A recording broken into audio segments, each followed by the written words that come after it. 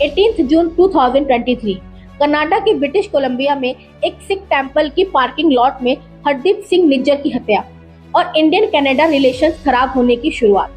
Hardeep Singh Nijjar Canada में 2 pro Khalistan organisations का head था और इंडियन गवर्नमेंट ने उस पर इंडिया में हिंसा भड़काने और हत्याओं की साजिश करने का आरोप लगाया था। अब पिक्चर में आते हैं Justin Trudeau, prime minister of Canada. अब यहाँ एक क्वेश्चन उठता है कि क्या रीजन है कि कनाडा गवर्नमेंट सिख सेपरेटिस्ट जिन्हें इंडिया ने टेररिस्ट डिक्लेयर किया है उनका साथ दे रही है। भारत और कनाडा के बीच टेंशन की मेन वजह है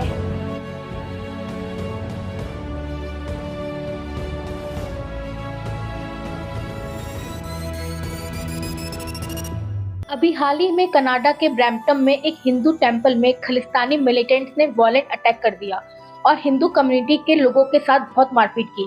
इस मैटर में एक खालिस्तानी मिलिटेंट इंद्रजीत गोसाल को गिरफ्तार किया गया, बट उसे कुछ ही देर बाद छोड़ दिया गया। ये Inderjit Gosal SFJ Sikh for Justice, जो कि एक खालिस्तानी मिलिटेंट ऑर्गेनाइजेशन है, के मेन लीडर गुरपतवंत सिंह पन्नू का क्लोज रिलेटिव है, जो कनाडा में खालिस्तानी एजेंडा और प्रोपेगेंडा को स्प्रेड करने में एक इम्पॉर्टेंट रोल प्ले करता है। ये गुरपतवंत सिंह पन्नू खुद एक खालिस्तानी टेररिस्ट है, जो कि इंडिया में हिंदू टेंपल्स पर टेररिस्ट अटैक्स करने की धमकी दे रहा है। इंद्रजीत गोसाल को गिरफ्तार करके कुछ ही देर बाद छोड़ने से ये प्रूफ होता है कि कनाडा गवर्नमेंट खुलेआम खालिस्तानी मिलिटेंट्स को प्रोटेक्शन दे रही है। इस इंसिडेंट की वजह से इंडिया कनाडा के रिलेशंस और खराब हो रहे हैं, बट वहाँ के प्राइम मिनिस्टर जस्टिन ट्रूडो इस वायलेंट इंसिडेंट के अगेंस्ट में कोई एक्शन नहीं ले रहे हैं। अब यहाँ एक क्वेश्चन उठता है कि आखिर अचानक ऐसा क्या हुआ कि ये खालिस्तानी मिलिटेंट ऑर्गेनाइजेशन इंडिया और हिंदू कम्युनिटी के अगेंस्ट में वायलेंट एक्टिविटीज को अंजाम दे रहे हैं और कनाडा गवर्नमेंट इस पर कोई एक्शन क्यों नहीं ले रही है। तो आइए इन क्वेश्चन के आंसर इस वीडियो में देखते हैं। ये वीडियो इंडिया कनाडा और खालिस्तान सीरीज का 3rd वीडियो है। इससे पहले फर्स्ट पार्ट में हमने इंडिया कनाडा के हिस्टोरिकल रिलेशंस के बारे में डिस्कस किया था और सेकंड पार्ट में हमने खालिस्तान की पूरी हिस्ट्री के बारे में डिस्कस किया था। Hi everyone, my name is Pooja Gupta. आप सबका स्वागत है मेरे चैनल माय सिविल सर्विसेज पे। अगर ये वीडियो आपको अच्छा लगे तो इस वीडियो को लाइक करिए, शेयर करिए और मेरे चैनल माय सिविल सर्विसेज को सब्सक्राइब करिए। तो चलिए शुरू करते हैं। ये कहानी शुरू होती है अगस्त 2022 से, जब अमृतपाल सिंह को वारिस पंजाब डे का हेड बनाया गया। ये वारिस पंजाब डे एक सिख पॉलिटिकल ऑर्गेनाइजेशन था जो प्रो खालिस्तान ग्रुप को सपोर्ट करता था। अमृतपाल सिंह बहुत सारे कैंपेन करता था, टूर करता था और सिख कम्युनिटी से खालिस्तान स्टेट के क्रिएशन के लिए अपील करता था। पब्लिक इवेंट्स में वायलेंस और वेपन्स यूज करने के इम्पोर्टेंस को बताता था। 18 मार्च 2023 में वारिस पंजाब डे ऑर्गेनाइजेशन पर इंडियन अथॉरिटीज ने कार्रवाई शुरू कर दी, क्योंकि इस ऑर्गेनाइजेशन पर attempt to murder, police personnels पर अटैक और पंजाब में हिंसा भड़काने के आरोप लगाए गए। इसके बाद अमृतपाल सिंह फरार हो गया और उसके लिए एक तलाशी अभियान चलाया गया।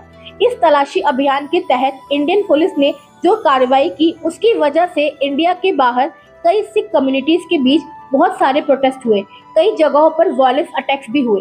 सैन फ्रांसिस्को में सिख सेपरेटिस्ट ने भारतीय दूतावास पर अटैक कर दिया। NIA के अकॉर्डिंग ये प्रोटेस्टर्स अटैकर्स इंडियन गवर्नमेंट के सारे रिप्रेजेंटेटिव्स को मारना चाहते थे। ये प्रोटेस्ट ऐसे ही चलता रहा और US, लंदन, कनाडा में Sikh protesters Indian delegates, journalist को धमकाने लगे। 18 जून 2023 कनाडा के ब्रिटिश कोलंबिया में एक सिख टेंपल की पार्किंग लॉट में हरदीप सिंह निज्जर की हत्या और इंडियन कनाडा रिलेशंस खराब होने की शुरुआत। हरदीप सिंह निज्जर कनाडा में 2 प्रो खालिस्तान ऑर्गेनाइजेशंस का हेड था और इंडियन गवर्नमेंट ने उस पर इंडिया में हिंसा भड़काने और हत्याओं की साजिश करने का आरोप लगाया था। अब पिक्चर में आते हैं Justin Trudeau, prime minister of Canada. 18 सितंबर 2023 में जस्टिन ट्रूडो ने ये बयान दिया कि निज्जर की हत्या में इंडिया का हाथ है। उन्होंने कहा कि कनाडियन इंटेलिजेंस के अकॉर्डिंग निज्जर की हत्या में कहीं ना कहीं इंडियन गवर्नमेंट का इन्वॉल्वमेंट है और मर्डर इन्वेस्टिगेशन में इंडिया को कनाडा के साथ कोऑपरेट करने की अपील की। कनाडा की new democratic party leader Jagmeet Singh ने कहा कि निज्जर के मर्डर से रिलेटेड जस्टिस में कोई भी कसर नहीं छोड़ी जाएगी और Indian prime minister Narendra Modi को अकाउंटेबल ठहराया जाएगा। और इसके बाद इंडिया कनाडा के रिलेशंस एकदम से खराब होने लगे और दोनों देशों ने एक दूसरे के डिप्लोमेट्स और डेलीगेट्स को निकाल दिया। अब यहाँ एक क्वेश्चन उठता है कि क्या रीजन है कि कनाडा गवर्नमेंट सिख सेपरेटिस्ट जिन्हें इंडिया ने टेररिस्ट डिक्लेयर किया है उनका साथ दे रही है। भारत और कनाडा के बीच टेंशन की मेन वजह है कनाडा की सिख कम्युनिटी और उनके द्वारा खालिस्तान मूवमेंट को सपोर्ट करना। ऑपरेशन ब्लू स्टार की वजह से सिख कम्युनिटी टाइम टाइम पर इंडिया के खिलाफ प्रोपेगेंडा अपनाती रहती है, बट कनाडा गवर्नमेंट ने कभी भी इसके खिलाफ कोई कार्रवाई नहीं की। जैसे कि 23 जून 1985 को एयर इंडिया फ्लाइट 182 के बम विस्फोट में सिख सेपरेटिस्ट का हाथ होने के बाद भी कनाडा गवर्नमेंट ने कोई स्टेप नहीं लिया। पंजाब में 2 पुलिस ऑफिसर्स की हत्या करने वाले आमादी सिंह परमार, जो कि कनाडा भाग गया था, इंडिया को देने से इनकार कर दिया। कनाडा गवर्नमेंट के न्यूट्रल होने का मेन रीजन ये है कि कनाडा में सिख कम्युनिटी की पॉपुलेशन 2.1% है, जो कि इलेक्शन में और कैनेडियन इकोनॉमी में एक इम्पॉर्टेंट रोल प्ले करती है। Canada prime minister Justin Trudeau Bharat पर लगातार आरोप इसलिए लगा रहे हैं कि उन्हें इलेक्शंस में इन सिखों का सपोर्ट मिला है और नेक्स्ट इलेक्शन में जीतने के लिए सिख कम्युनिटी के वोट की जरूरत पड़ेगी। कुछ सर्वे के अकॉर्डिंग सिख कम्युनिटी का सपोर्ट ट्रूडो से दूर हो रहा है, तो इसी सपोर्ट को वापस गेन करने के लिए जस्टिन ट्रूडो सिख कम्युनिटी को खुश करने में लगे हुए हैं और उनका सपोर्ट हासिल करने के लिए भारत के साथ कनाडा के रिलेशंस खराब कर रहे हैं।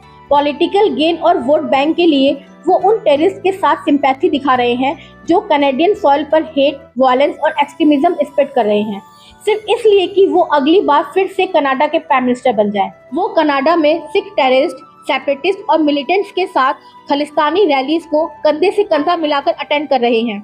ऐसा करके वो इंडिया की सॉवरेनिटी, टेरिटोरियल इंटीग्रिटी और नेशनल सिक्योरिटी को वायलेट कर रहे हैं और ये एक्सप्लेनेशन दे रहे हैं कि कनाडा में इसे freedom of speech and expression कहा जाता है। इंडियन गवर्नमेंट के अकॉर्डिंग वायलेंस और एक्सट्रीमिज्म को बढ़ावा देना किसी भी सिविलाइज सोसाइटी का पार्ट नहीं होना चाहिए। डेमोक्रेटिक कंट्रीज जो रूल ऑफ लॉ को रिस्पेक्ट करती हैं, वो एंटी सोशल एलिमेंट्स को freedom of speech and expression के नाम पर अलाउ नहीं करना चाहिए। इंडिया भी freedom of speech and expression को रिस्पेक्ट करता है, बट इसका मतलब ये नहीं है कि फ्रीडम ऑफ स्पीच की प्रैक्टिस फॉरेन डिप्लोमेट्स और फॉरेन गवर्नमेंट ऑफिशियल्स के फ्रीडम के लिए एक खतरा बन जाए और ऐसे एलिमेंट्स को बढ़ावा दे जो कि वायलेंस और टेरर को स्प्रेड करें। आपका इस पर क्या कहना है, कमेंट करके जरूर बताइए। तो मिलते हैं नेक्स्ट वीडियो में नेक्स्ट टॉपिक के साथ। तब तक के लिए खुश रहिए, स्वस्थ रहिए। Thank you.